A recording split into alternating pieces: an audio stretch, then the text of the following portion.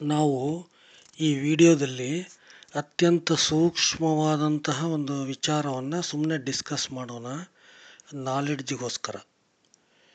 ಈಗ ನಾವು ಇದರಲ್ಲಿ ಸ್ವಲ್ಪ ಆರೋಗ್ಯದ ಬಗ್ಗೆ ಕೆಲವೊಂದು ರಹಸ್ಯಗಳನ್ನು ಸುಮ್ಮನೆ ಚರ್ಚೆ ಮಾಡೋಣ. ಈಗ ಕೆಲವರು ಮಾರ್ಗದರ್ಶನ ಮಾಡ್ತಾರೆ. ಹಂಗೆ ಮಾಡಿದರೆ ಹೆಲ್ತ್ ಸರಿ ಹೋಗುತ್ತೆ, ಹಿಂಗೆ ಮಾಡಿದರೆ ಹೆಲ್ತ್ ಸರಿ ಹೋಗುತ್ತೆ, ಹಂಗೆ ಮಾಡಿರಿ ಹಿಂಗೆ ಮಾಡಿರಿ. ಆಮೇಲೆ ಇದು ಕೆಲವೊಂದು ಆಯುರ್ವೇದ, ಕೆಲವೊಂದು ಅವು ಇವು ಎಲ್ಲ ಟಿಪ್ಸ್ಗಳನ್ನು ಕೊಡ್ತಾರೆ ಕೆಲವರು. ಅವ್ರು ಮಾಡೋ ಉದ್ದೇಶ ಏನು ಅಂದರೆ ಚೆನ್ನಾಗಿರಲಿ, ಎಲ್ಲರೂ ಚೆನ್ನಾಗಿರಲಿ ಅಂತ ಅವರಿಗೆ ಗೊತ್ತಿರೋ ವಿಷಯ, ಕಲ್ತಿರೋ ವಿದ್ಯೆ ಅವರು ಹೇಳ್ತಾರೆ. ಅದೇನು ತಪ್ಪೇನಿಲ್ಲ. ಆದರೆ ಅರ್ಧಂಬರ್ಧ ತಿಳ್ಕೊಂಡು ಹೇಳಬಾರ್ದು, ಸ್ವಲ್ಪ ಗೊತ್ತಿದ್ದು ಹೇಳಬಾರ್ದು. ಎಲ್ಲೋ ನೋಡಿದ್ದು, ಕೇಳಿದ್ದು, ಮಾತಾಡಿದ್ದನ್ನು ಕೇಳಿಸ್ಕೊಂಡು ನೋಡಿಕೊಂಡು ಹೇಳಬಾರ್ದು. ಅನುಭವಿಸಿ ಹೇಳಬೇಕು. ಇಲ್ಲ ಅಂದರೆ ದೊಡ್ಡ ನುರಿತ ವೈದ್ಯರ ಹತ್ರ ಹೋಗಬೇಕು, ಇಲ್ಲ ಅಂದರೆ ಗುರುಗಳ ಹತ್ರ ಹೋಗಬೇಕು. ನಾವು ಯಾವತ್ತೂ ಪುಸ್ತಕ ಓದಿ ಅದು ಇದು ನೋಡಿ ಇವೆಲ್ಲ ಮಾಡಬಾರ್ದು. ಆರೋಗ್ಯದ ಬಗ್ಗೆ ಸಂಪೂರ್ಣವಾಗಿ ಮಾಹಿತಿ ಗೊತ್ತಿರಬೇಕು, ಇಲ್ಲ ಅಂದರೆ ತಿಳ್ಕೋಬೇಕು. ಸ್ವಂತವಾಗಿ ನಾವು ಪುಸ್ತಕ ಓದಿ ಅದು ಇದು ಮಾಡಿ ಸ್ವಂತವಾಗಿ ಆರೋಗ್ಯದ ಬಗ್ಗೆ ಮಾಡೋಂಗಿಲ್ಲ. ಗುರುಗಳಿಂದ ತರಬೇತಿ ಪಡಿಬೇಕು ಅಥವಾ ವೈದ್ಯರಿಂದ ತರಬೇತಿ ಪಡಿಬೇಕು. ಈಗ ನಾವು ಉದಾಹರಣೆ ಸುಮ್ಮನೆ ಡಿಸ್ಕಸ್ ಮಾಡೋಣ ಜನರಲ್ ಆಗಿ. ಈಗ ಒಂದು ಮಗು ಹುಟ್ಟಬೇಕಾದ್ರೇ ಆರೋಗ್ಯವಾಗಿ ಹುಟ್ಟಬೇಕು. ಅದು ಲೈಫ್ ಲಾಂಗ್ ಆರೋಗ್ಯವಾಗೇ ಇರುತ್ತೆ.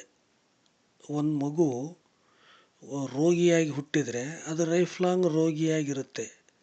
ಒಂದು ಮಗು ಅಂಗವಿಕಲವಾಗಿ ಹುಟ್ಟಿದರೆ ಅದು ಲೈಫ್ ಲಾಂಗ್ ಅಂಗವಿಕಲವಾಗೇ ಇರುತ್ತೆ.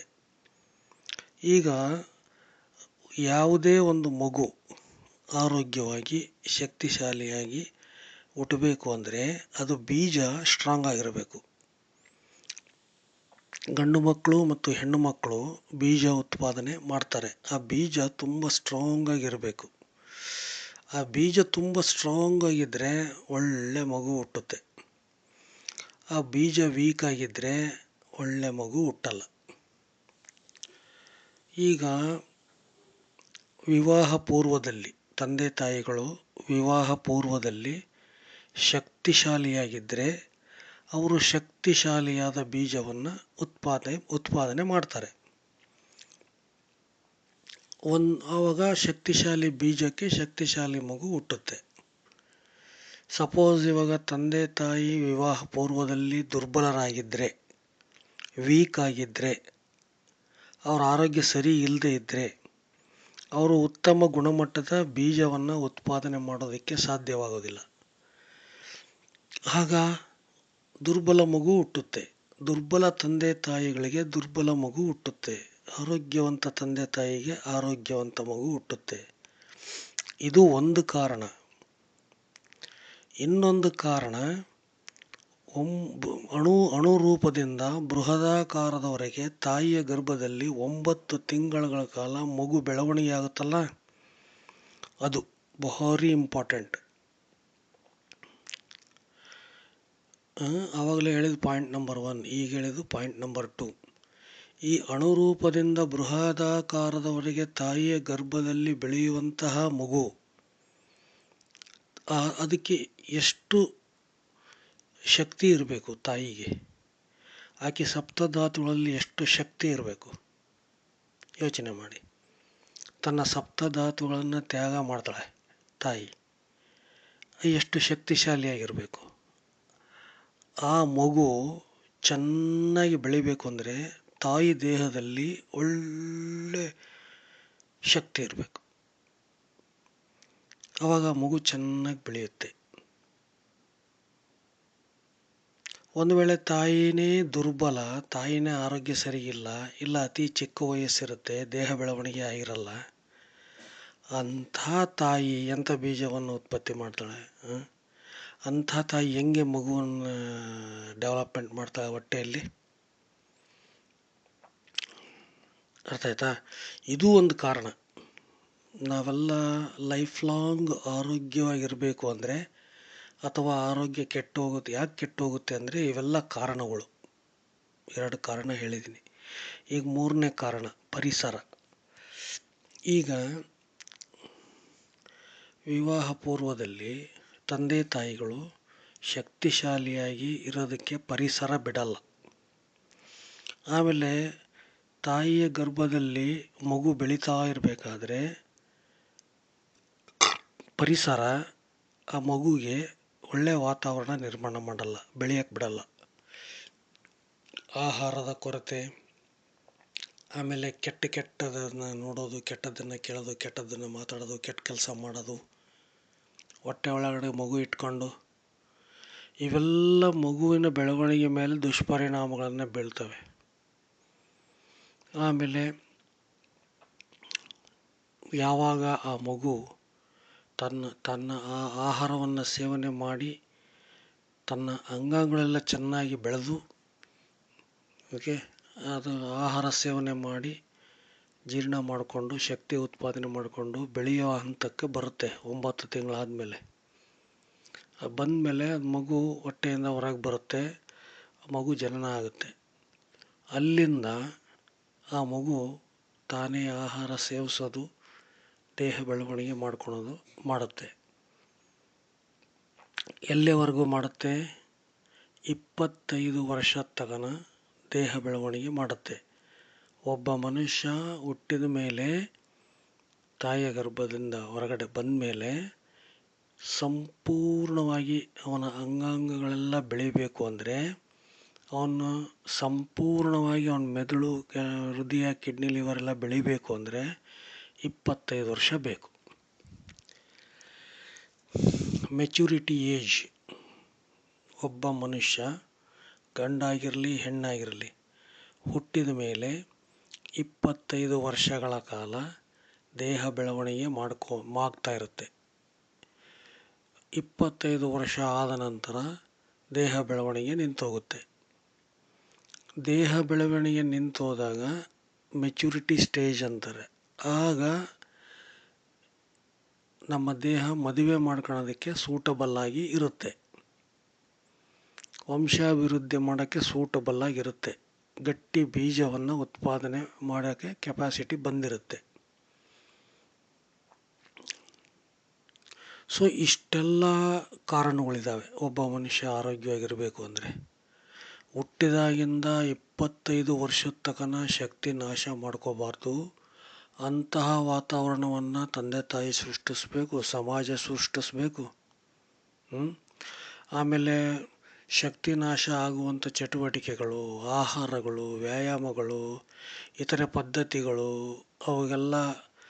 ಅವೆಲ್ಲ ಅಭ್ಯಾಸ ಮಾಡೋದು ಹೇಗೆ ಅನ್ನೋದನ್ನು ಕಲಿಬೇಕು. ಒಳ್ಳೆ ಗುರುಗಳು ಬೇಕು.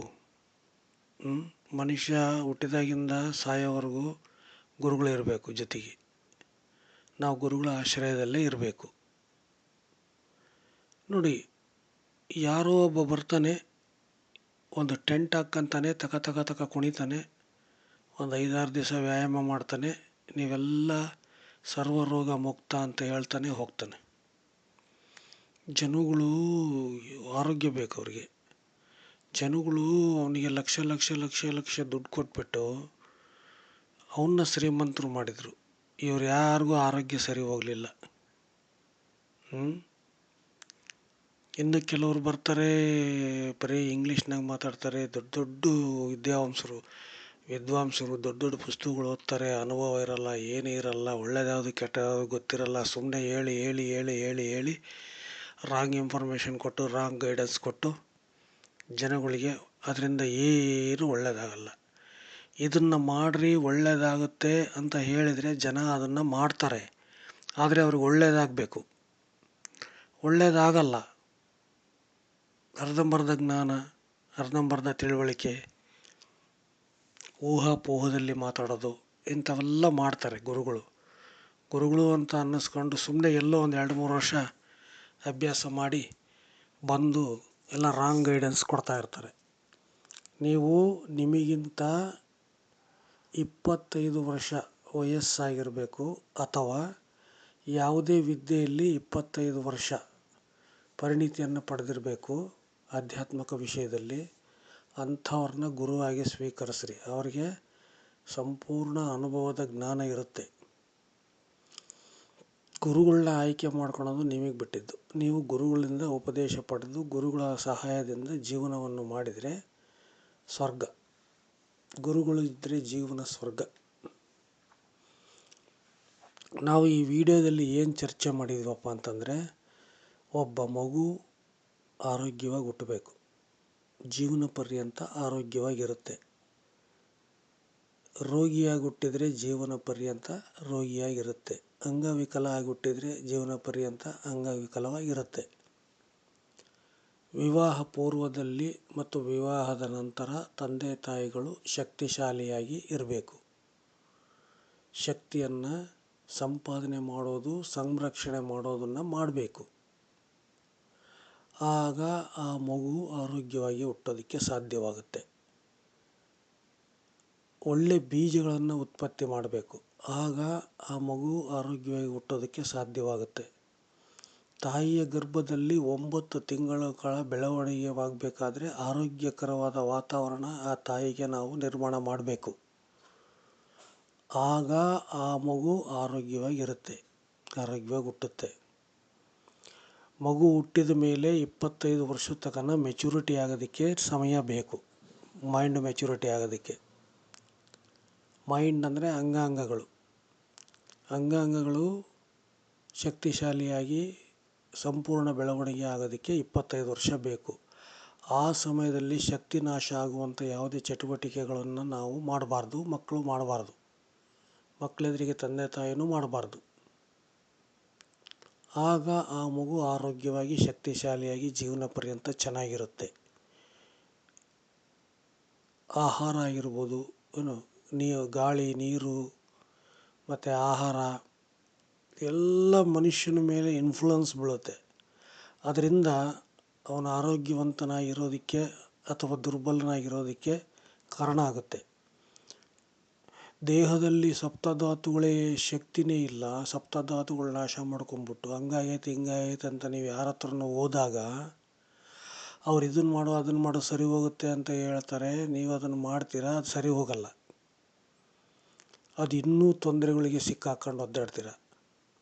ಅದಕ್ಕೆ ನೀವು ಫಸ್ಟು ಶಕ್ತಿಯನ್ನು ಸಂರಕ್ಷಣೆ ಮಾಡಿರಿ, ಶಕ್ತಿ ಸಂಪಾದನೆ ಮಾಡಿರಿ, ಶಕ್ತಿ ಸಂಗ್ರಹಣೆ ಮಾಡಿರಿ, ಶಕ್ತಿನ ಸಂರಕ್ಷಣೆ ಮಾಡಿರಿ, ಶಕ್ತಿನ ಸದುಪಯೋಗ ಮಾಡಿರಿ.